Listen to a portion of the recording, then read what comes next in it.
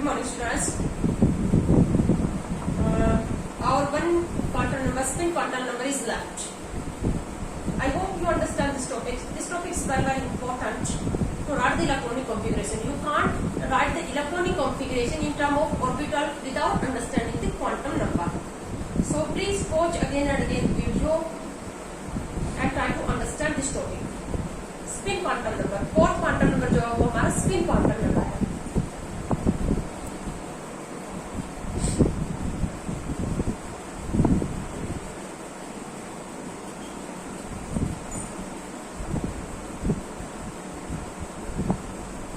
Spin quantum number इसको हम represent करते हैं स्मॉल एस से.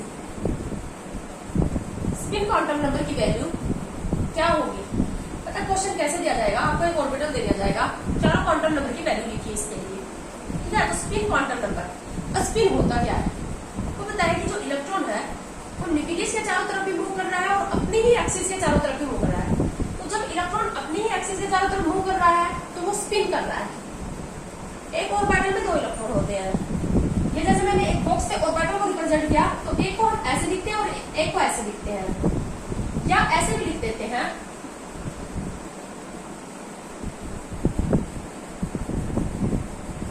ये ठीक है, एक ऑर्बिटल में जो दो इलेक्ट्रॉन होंगे उनकी स्पिन अपोजिट रहेगी.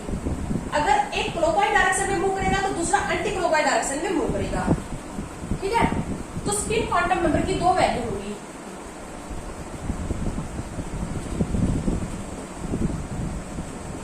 जो है एस, इसकी दो वैल्यू होगी. या तो एस की वैल्यू होगी प्लस हाफ या एस की वैल्यू होगी माइनस हाफ.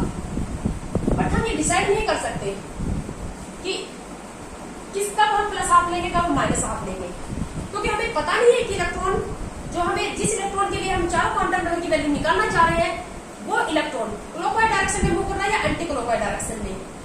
और मैं आपको ये भी बता दूं कि ये भी डिसाइड नहीं है कि plus half value clockwise direction के लिए डिसाइड की गई है या एंटी क्लॉकवाइज के लिए.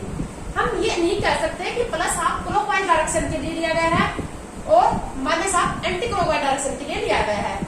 ये निर्धारित नहीं है. इसीलिए इसके ऊपर जेई में क्वेश्चन पूछा गया था कि हमारे पास एक क्वेश्चन था, if electron move in clockwise direction, electron move in clockwise direction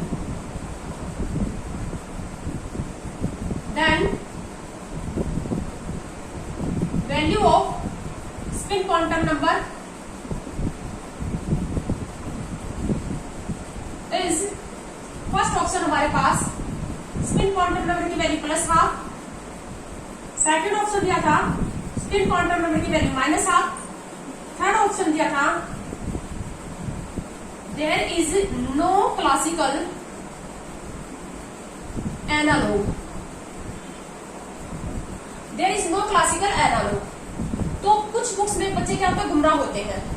कुछ टीचर्स भी ऐसे ही पढ़ाते हैं कि क्लॉकवाइज डायरेक्शन में अगर इलेक्ट्रॉन मूव कर रहा है तो उसके लिए प्लस हाफ और एंटी क्लॉकवाइज डायरेक्शन में मूव कर रहा है तो माइनस हाफ. ये हम डिसाइड नहीं कर सकते कि प्लस हाफ क्लॉकवाइज के लिए है और minus half anti clockwise. It is not decide. तो इसका सही ऑप्शन था there is no classical analogue. इसका मतलब ये है कि ऐसी कोई क्लासिफिकेशन नहीं है कि इलेक्ट्रॉन क्लॉकवाइज डायरेक्शन में हाफ जो वैल्यू होगी प्लस हाफ होगी या माइनस हाफ होगी. तो अगर आपको किसी भी इलेक्ट्रॉन के लिए स्पिन क्वांटम नंबर की वैल्यू डिसाइड करनी हो तो हम यही बोलेंगे it may be plus half और माइनस हाफ, दोनों वैल्यू बताएंगे, क्योंकि ये डिसाइड नहीं किया गया है. प्लस हाफ और माइनस हाफ दोनों बताएंगे. अभी मैं जैसे आपको क्वेश्चन कराऊंगी तब आपको समझ में आएगा. तो अब मैं आपको ये बताना चाहती हूँ कि एक ऑर्बिटल में जो दो इलेक्ट्रॉन होते हैं वो अपोजिट स्पिन में मूव जो करते हैं. अपोजिट स्पिन में मूव करने का कारण क्या है? अब एक ऑर्बिटल में दो इलेक्ट्रॉन है और दोनों ही इलेक्ट्रॉन के ऊपर नेगेटिव चार्ज है. हमें पता है कि नेगेटिवली चार्ज पार्टिकल एक दूसरे के कांटेक्ट में आएंगे तो वह रिपल्सन हो जाएगी और रिपल्सन से स्टेबिलिटी क्या होती है, कम. अगर ये दोनों देखो, अगर ये प्लस एक ही डायरेक्शन में मूव कर रहे हैं, जैसे कि इस डायरेक्शन में, अगर ये दोनों सेम स्पिन में मूव कर रहे हैं, सेम स्पिन में मूव कर रहे हैं, जैसे कि मैं इसको ऐसे लिख दी सेम स्पिन, वो चाहे क्लॉकवाइज है या एंटी क्लॉकवाइज है, या इस स्पिन में दोनों सेम स्पिन में मूव करेंगे, चाहे वो ऐसे मूव करे क्लॉकवाइज या ऐसे मूव करे एंटी क्लॉकवाइज. अगर सेम स्पिन में मूव करेंगे तो दोनों इलेक्ट्रॉन क्या करेंगे, पूरे स्पिन के पूरे मोशन के दौरान क्या रहेंगे, साथ साथ रह सकते हैं, है ना. साथ साथ चलेंगे, क्लोज रहेंगे, तो उनमें क्या रहेगा, रिपल्सन होगी। लेकिन अगर वो अपोजिट स्पीड में मूव करेंगे, अगर वो अपोजिट स्पीड में मूव कर रहे हैं, अपोजिट स्पीड में मूव करेंगे तो क्या होगा, पूरे पीरियड के दौरान, पूरे मोशन के दौरान एक ही बार मिलेंगे, और एक ही बार मिलेंगे तो वहां पर रिपल्सन क्या हो जाएगी, कम हो जाएगी। यानी कि एक ऑर्बिटल के अंदर ऐसा माना गया है कि जो दो इलेक्ट्रॉन है वो हमेशा अपोजिट स्पिन में मूव करते हैं। एक क्लॉकवाइज मूव करेगा तो एक क्या करेगा, एंटी क्लॉकवाइज। तो एक ऑर्बिटल में दो इलेक्ट्रॉन दो एरो से रिप्रेजेंट कर दिया या दो हाफ एरो से रिप्रेजेंट कर दिया, इसी तरह से रिप्रेजेंट करेंगे, ये रिप्रेजेंटेशन गलत होगी। इनका मतलब सेम डायरेक्शन में मूव कर रहे हैं, सेम स्पिन में मूव कर रहे हैं, बट ये अपोजिट डायरेक्शन में स्पिन मूव करते हैं, ठीक है। और स्पिन क्वांटम नंबर की वैल्यू किसी भी इलेक्ट्रॉन के लिए हम दोनों बता सकते हैं, प्लस हाफ भी और माइनस हाफ भी, ठीक है। बट हमें ये तो पता है कि अगर एक की वैल्यू प्लस हाफ होगी तो दूसरे की वैल्यू क्या होगी, माइनस हाफ। एक की वैल्यू प्लस हाफ होगी तो एक की वैल्यू क्या होगी, माइनस हाफ। तो अगर एक ऑर्बिटल में जो दो इलेक्ट्रॉन है उसकी एक की वैल्यू प्लस हाफ और एक की माइनस हाफ है, तो ओवरऑल स्पिन क्वांटम नंबर की वैल्यू तो जीरो हो गई ना, यहाँ तो जीरो हो जाएगी। अगर एक ऑर्बिटल में एक ही इलेक्ट्रॉन है, अब यहाँ पर एक ऑर्बिटल में एक ही इलेक्ट्रॉन है, तो इसकी वैल्यू आप क्या बोल सकते हो, इसकी वैल्यू आप प्लस हाफ भी बोल सकते हो, माइनस हाफ भी, प्लस हाफ और माइनस हाफ दोनों बता सकते हो। लेकिन अगर एक ऑर्बिटल में दो इलेक्ट्रॉन है तो स्पिन क्वांटम नंबर की वैल्यू एक के लिए प्लस हाफ और दूसरे के लिए माइनस हाफ, तो plus half plus minus half क्या होगी, स्पिन क्वांटम नंबर की वैल्यू होगी जीरो। तो ये चार क्वांटम नंबर थे हमारे पास। अब इसके यहाँ पर क्वेश्चन कैसे आता है, वो क्वेश्चन करवा देती हूँ मैं आप लोगों को।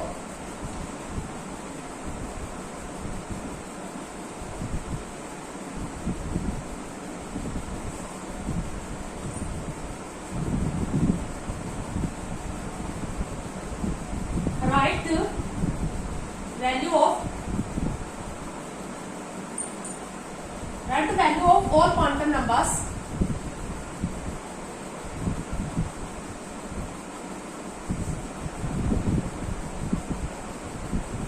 for given orbitals। जैसे कि फर्स्ट हमें दे दिया गया फोरस, अब फॉर अस ये रिप्रेजेंटेशन देगी, ये ऑर्बिटल की रिप्रेजेंटेशन है, इसके लिए हमें चार क्वांटम नंबर की वैल्यू बतानी है। सबसे पहले बेटा ये जो आगे जो नंबर होता है ये होता है प्रिंसिपल क्वांटम नंबर का वैल्यू, ये सेल को बता रहा है। इसका मतलब ये है कि फोर्थ सेल के अस ऑर्बिटल में इलेक्ट्रॉन है, इलेक्ट्रॉन जो प्रेजेंट है वो फोर्थ सेल के अस ऑर्बिटल में है, ठीक है। तो अब सबसे पहले हमारा जो सबसे पहला क्वांटम नंबर है प्रिंसिपल क्वांटम नंबर, इससे रिप्रेजेंट करते हैं अन से, उसकी वैल्यू क्या हो जाएगी, 4, सेल फोर्थ है, ठीक है। उसके बाद सेकंड क्वांटम नंबर है हमारे पास अल, जो अजीमुथल क्वांटम नंबर है अल। अल की वैल्यू अस के लिए, अस सबसे लो चाहे अस ऑर्बिटल हो, अल की वैल्यू क्या होगी, 0। थर्ड क्वांटम नंबर है अम। अब अम की वैल्यू जो होती है वो माइनस अल 0 से प्लस अल तक होती है, और अल की वैल्यू 0 होगी तो अम की वैल्यू भी क्या हो जाएगी, 0। तो अम की वैल्यू भी यहाँ पर क्या हो जाएगी, 0। और अब हमारे पास आ गया स्पिन क्वांटम नंबर, तो इसके लिए हम बोलेंगे प्लस हाफ और माइनस हाफ दोनों बोलेंगे। तो चार क्वांटम नंबर की वैल्यू इस तरह से निकाली जाती है, बहुत ही आसान है। इसके लिए अल की वैल्यू क्या होगी, 0, पी के लिए अल की वैल्यू 1, डी के लिए अल की वैल्यू 2 और अल के लिए अल की वैल्यू क्या होगी, 3 होगी। अल की वैल्यू के अकॉर्डिंग हम अल की वैल्यू निकाल लेंगे। अब जैसे सेकंड हम करते हैं 3p के लिए, 3p के लिए, ठीक है। तो अब हमारे पास क्या है, सबसे पहले अन की वैल्यू, सेल का नंबर, प्रिंसिपल सेल का नंबर कितना, थर्ड। पी के लिए अल की value, azimuthal second quantum number है, अल की वैल्यू पी के लिए क्या होगी, 1, और अल की वैल्यू 1 होगी तो अम की वैल्यू क्या हो सकती है, -1, 0 और +1, एंड इनमें से कोई भी एक होगा, -1 भी हो सकती है, 0 भी हो सकती है, +1 भी हो सकती है, ठीक है। तो एक ऑप्शन में ये वैल्यू दी जाएगी, बाकी सभी ऑप्शन में अम की वैल्यू -2, -3, 3, 2 इस तरह से दी जाएगी। तो अम की इनमें से कोई भी एक वैल्यू हो सकती है, और स्पिन क्वांटम नंबर की वैल्यू हो जाएगी +हाफ और -हाफ, ठीक है। तो एक तो ये काम करना है, बहुत ही आसान से क्वेश्चन तुम्हारे प्रदीप की बुक में और एनसीईआरटी में दोनों में दिए गए हैं, मैं भी इसकी पीडीएफ सेंड करूंगी। उसके बाद इलेक्ट्रॉनिक कॉन्फ़िगरेशन, इलेक्ट्रॉनिक कॉन्फ़िगरेशन कैसे लिखनी सीखोगे तुम। अब इलेक्ट्रॉनिक कॉन्फ़िगरेशन हमारा मेन जो मकसद है वो है क्वांटम नंबर को समझने के पीछे आपको ऑर्बिटल सिस्टम में इलेक्ट्रॉनिक कॉन्फ़िगरेशन लिखनी आ जाए, ठीक है। तो इलेक्ट्रॉनिक कॉन्फ़िगरेशन ही लिखनी है। तो मैं साथ ही साथ वैसे आपको समझाया मैंने इलेक्ट्रॉनिक कॉन्फ़िगरेशन लिखना, कुछ और प्रैक्टिस करते हैं इलेक्ट्रॉनिक कॉन्फ़िगरेशन की।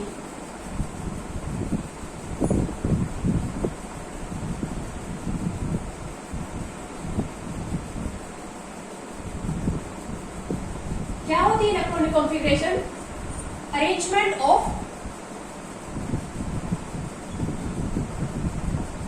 Of electrons in shell, subshell and orbitals.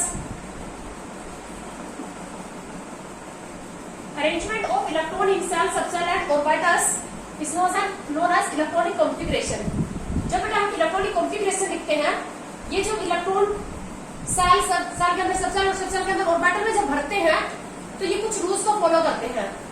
3 rule है वो हम आगे करेंगे। कौन कौन से 3 रूल हैं, उन्हीं को फॉलो करके हम सही इलेक्ट्रॉनिक कॉन्फ़िगरेशन लिखनी सीखेंगे। ठीक है, तो अब जैसे हमारे पास क्या है, हमें सोडियम की इलेक्ट्रॉनिक कॉन्फ़िगरेशन लिखनी है। एटॉमिक नंबर है 11। सबसे पहला जरूरी काम है आपको एटॉमिक नंबर याद करना। 6ठी 7वीं में बच्चे इलेक्ट्रॉनिक कॉन्फ़िगरेशन या एटॉमिक नंबर याद कर लेते हैं। एटॉमिक नंबर आपको याद करना पड़ेगा, ये कहीं नहीं दिया जाएगा।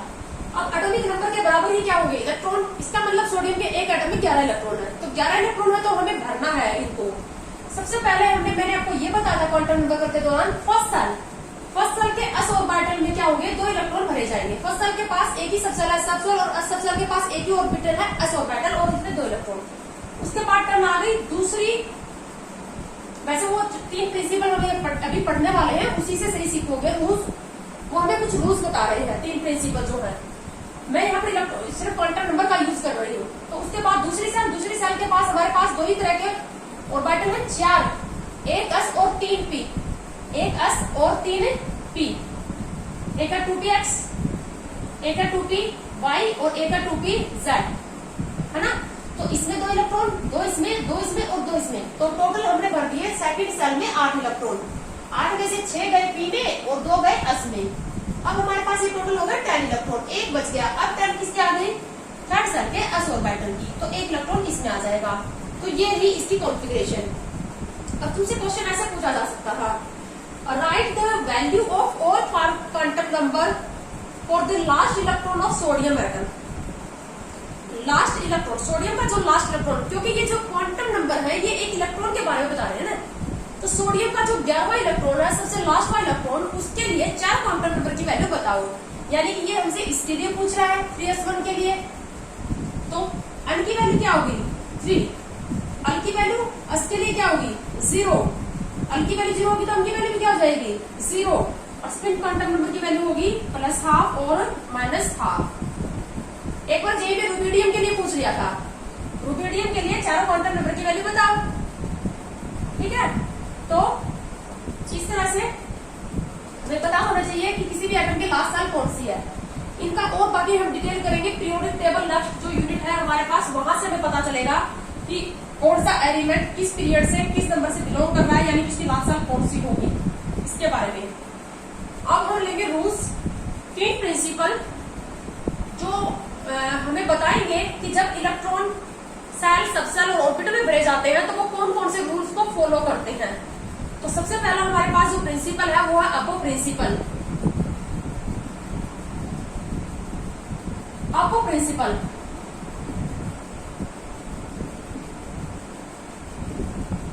अबो प्रिंसिपल ये कहता है कि सबसे पहले इलेक्ट्रॉन लोअर एनर्जी ऑर्बिटल में भरे जाएंगे। जब lower energy orbital completely filled हो जाएगा, then electron goes to higher energy orbital. Electron first fill in lower energy orbital,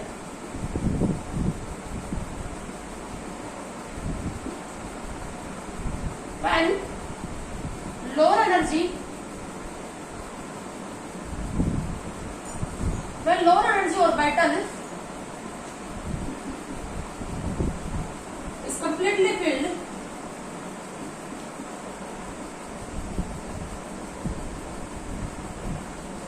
then remaining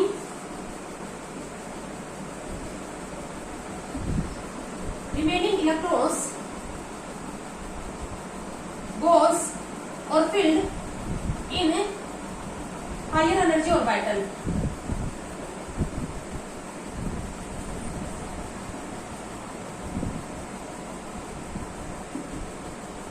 पहले लोअर एनर्जी ऑर्बिटल पूरी तरह से भरेगा, फिर लोअर एनर्जी ऑर्बिटल पूरी तरह से भरने के बाद बचे हुए इलेक्ट्रॉन हायर एनर्जी ऑर्बिटल में जाएंगे। ऐसा नहीं है कि lower energy orbital incompletely field पड़ा रहा या एम्प्टी पड़ा रहा और इलेक्ट्रॉन हायर एनर्जी ऑर्बिटल में चले गए, ऐसा नहीं है।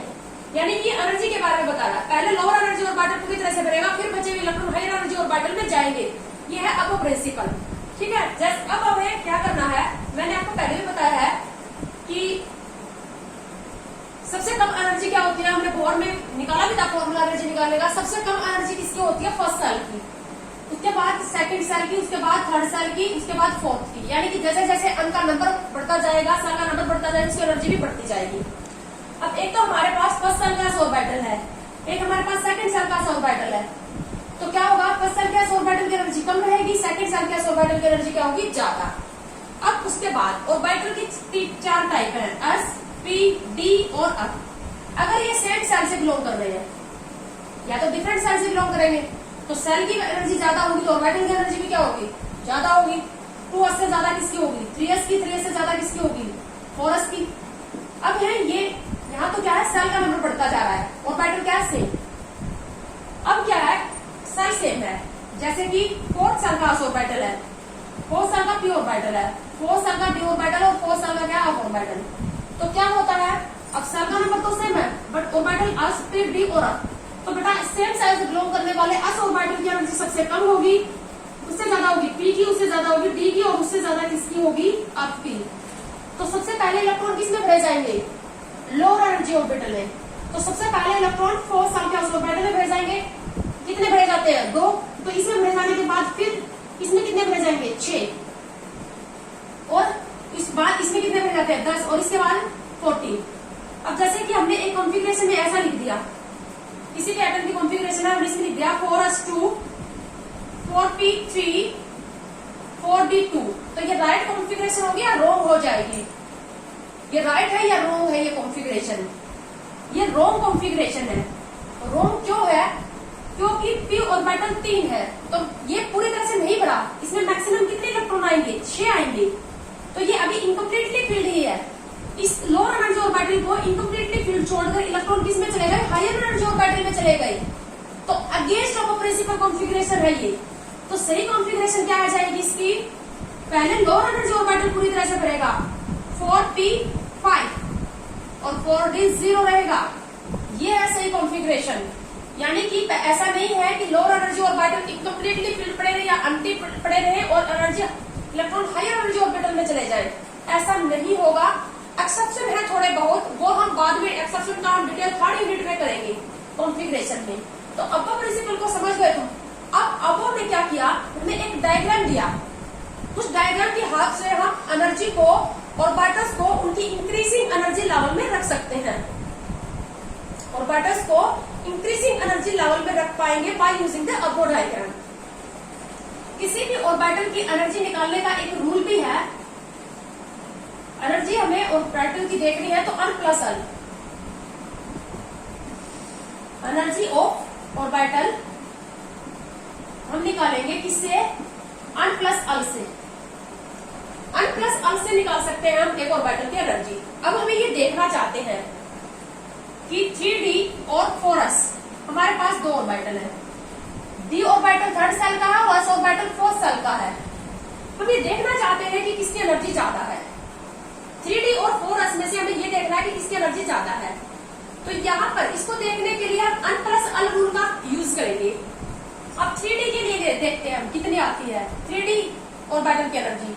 अब 3d के लिए n की वैल्यू आपको पता है कि n की वैल्यू 3d में क्या होगी, 3d में n की वैल्यू होगी 3 और n की वैल्यू d के लिए कितनी होती है 2। इस फॉर्मूले में पुट करोगे 3 प्लस 2, तो 3d के लिए टोटल वैल्यू कितनी आ गई 5। अंडरस्टैंड। अगर हमें कंफ्यूजन हो 2 ऑर्बिटल की, देखो ये 3rd सेल से बिलोंग कर रहा है या 4th सेल से। अभी ये कहोगे कि आप सेल का नंबर बढ़ेगा तो एनर्जी बढ़ेगी, लेकिन ऑर्बिटल में भी तो s ऑर्बिटल की एनर्जी कम है ना, और d की ज्यादा है। तो अब हमें ये कंपैरिजन करना है, तो n प्लस l से कंपैरिजन करेंगे। n और l की अगर वैल्यू आपको पता है, क्वांटम नंबर आपने अच्छे से किया है, तो आप झट से निकाल लोगे। तो इसके लिए 3D के लिए ये जो वैल्यू आई, 3D के लिए ये कितनी आ गई, 5 आ गई। अब हम निकालेंगे 4s के लिए। 4s के लिए n की वैल्यू क्या रखोगे, 4, और s के लिए l की वैल्यू क्या रखोगे, 0। तो 4 प्लस 0, तो ये वैल्यू आई 4। इसके लिए 4s के लिए, 4s के लिए वैल्यू आई 4, और 3D के लिए वैल्यू आ गई 5। So we can say that 4s has lower energy than 3D। 4s की एनर्जी 3D से कम है। तो जब आप इलेक्ट्रॉन भरोगे तो पहले किस में भरोगे, पहले लोअर एनर्जी 4s में, 4 साल के ऑर्बिटल में पहले इलेक्ट्रॉन भरे जाएंगे, ये पूरी तरह से भर जाएगा, देन बचे हुए इलेक्ट्रॉन किस में जाएंगे, 3D में जाएंगे। ठीक है। अब जैसे इसके भाग के ऊपर मैं आपको एक कॉन्फ़िगरेशन दिखाती हूँ। अगर हमें स्कैंडियम की कॉन्फ़िगरेशन लिखनी है,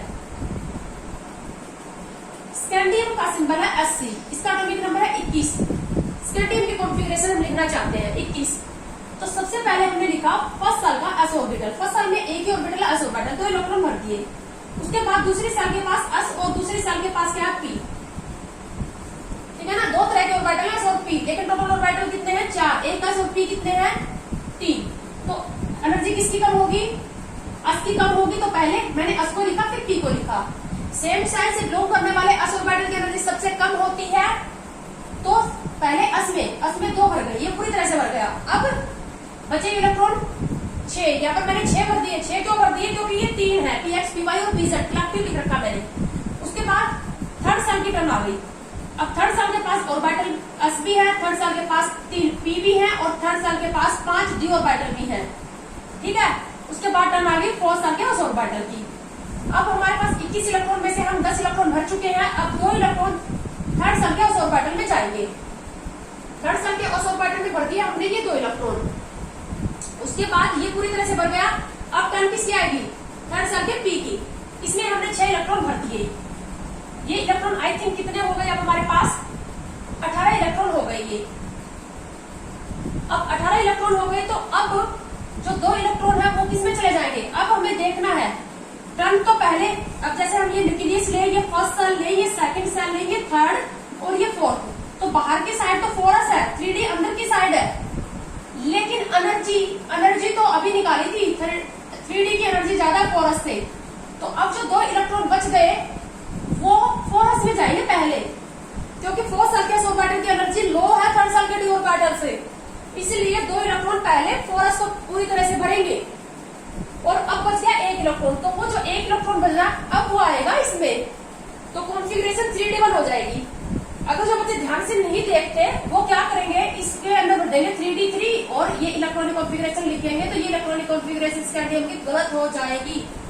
क्यों, क्योंकि अब प्रिंसिपल को फॉलो करना हमें। तो पहले 3D और 4s में से 2 इलेक्ट्रॉन किस में आएंगे, 4s में आएंगे, और 1 इलेक्ट्रॉन जो बच गया वो आएगा 3D1 में।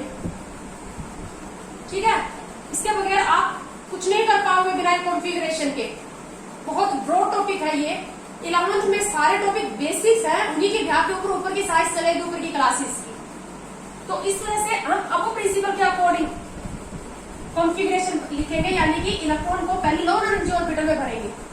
किस ऑर्बिटल में कितने इलेक्ट्रॉन आएंगे, किसकी एनर्जी कम है, किसकी ज्यादा है, इसके लिए। अब मैंने आपको ये बताया था कि ऑर्बिटल्स की एनर्जी को वैसे तो n+l रूल से भी हम निकाल सकते हैं, लेकिन अब वो साइंटिस्ट ने हमें एक डायग्राम दिया, उस डायग्राम का यूज करके हम ऑर्बिटल्स को उनकी इंक्रीजिंग एनर्जी लेवल के अकॉर्डिंग अरेंज कर सकते हैं।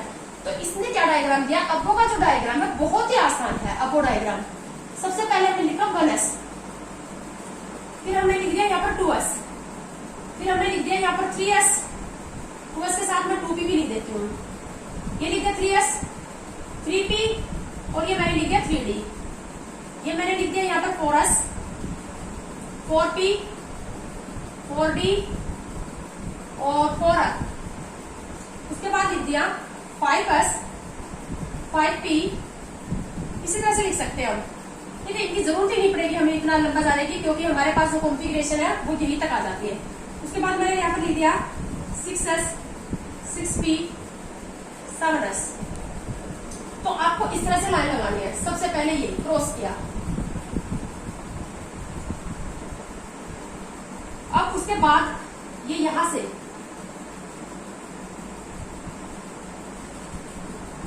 One S two S diagram है, इसकी ये हमारी हेल्प करेगा ऑर्बिटल्स को इंक्रीजिंग एनर्जी लेवल में रखने के लिए। सबसे पहले हमें ऐसे कट करना है, वन एस, ठीक है, फिर हो जाएगा टू एस, फिर हो जाएगा टू पी थ्री एस। तो सबसे पहले आप इसको ऐसे भी रख सकते हो, यहां से स्टार्ट किया, फिर यहां आ गई, फिर यहां आ गई। तो पहले क्या रखेंगे, वन एस, फिर क्या रखेंगे, टू एस, टू एस के बाद टर्म किसके आगे, टू पी, टू पी के बाद टर्म किसके आगे, थ्री एस की, थ्री एस के बाद हमारे पास टर्म आ गई किसकी, थ्री पी फोर एस। ये थोड़ा सा कंफ्यूज हो रहा है तो मैं डायरेक्ट एरो लगा रही हूँ इस तरह से। टर्म आ गई किसकी, थ्री पी, थ्री पी के बाद फोर एस आ गया, मैंने अभी बताया था। फोर एस के बाद क्या आ जाएगा, थ्री डी, थ्री डी के बाद टर्म कौन आ गई, फोर पी, और फोर पी के बाद टर्म किसकी आ गई, फाइव एस, फाइव एस के बाद टर्म किसकी आ गई, अब हमारे पास फाइव एस के बाद टर्म आई है फोर डी की, फिर फाइव पी, सिक्स एस। तो इस तरह से हम इस आगे हम बढ़ते जाएंगे, ये आ जाएगी हमारे पास टर्म, ठीक है। तो हमें इतने देर में जाने की जरूरत नहीं है, वैसे n प्लस एल से भी आप चेक कर सकते हो। अब आप जब प्रैक्टिस करोगे ना इलेक्ट्रॉनिक कॉन्फ़िगरेशन लिखने की, तो रनिंग में बोलोगे one S two, two S two, two P six, three S two, three P six, four S two, three D, इस तरह से रनिंग में आ जाएगी। तो प्रैक्टिस करनी है आपको इलेक्ट्रॉनिक कॉन्फ़िगरेशन लिखने की, ठीक है। तो ये आपको प्रिंसिपल, उसके बाद दो प्रिंसिपल और रह गए जो इलेक्ट्रॉनिक कॉन्फ़िगरेशन लिखने में हमारी हेल्प करते हैं, वो हम नेक्स्ट वीडियो में पढ़ेंगे।